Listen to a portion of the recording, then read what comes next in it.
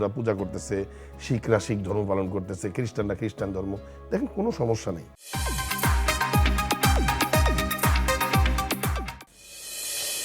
এখানে দুটো কোশ্চেন আছে, একটা হচ্ছে ভবিষ্যতে বাংলাদেশকে কিভাবে দেখতে চান, আর আরেকটা কোশ্চেন আছে 5 বছরের জন্য দেশ পরিচালনার দায়িত্ব পেলে কোন কোন বিষয়গুলোকে পরিবর্তন করতে চাইবেন।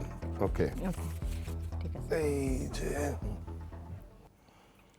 5 বছর না, আমি 1 বছরের জন্য যদি দায়িত্ব পাই, একদিনের জন্য যদি দায়িত্ব পাই, তাও আমি বাংলাদেশটাকে দেখতে চাই যে এই বাংলাদেশটা হিন্দু মুসলমান বৌদ্ধ খ্রিস্টান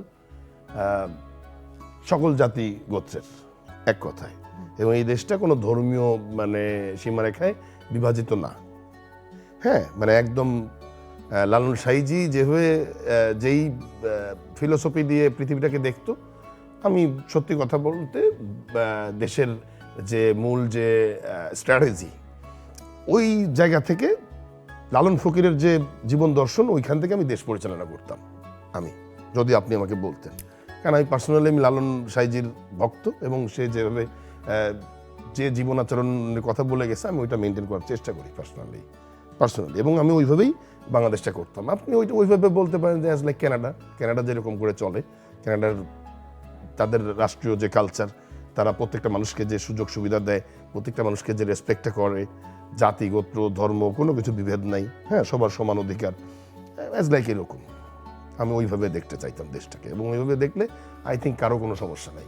মুসলমানরা ইচ্ছা মতো নামাজ পড়তেছে, ইচ্ছা মতো রোজা করতেছে, কাউকে সে বাধা দিচ্ছে না, এবং তাকে কেউ বাধা দিচ্ছে না। হিন্দুরা পূজা করতেছে, শিখরা শিখ ধর্ম পালন করতেছে, খ্রিস্টানরা খ্রিস্টান ধর্ম, দেখেন কোনো সমস্যা নেই।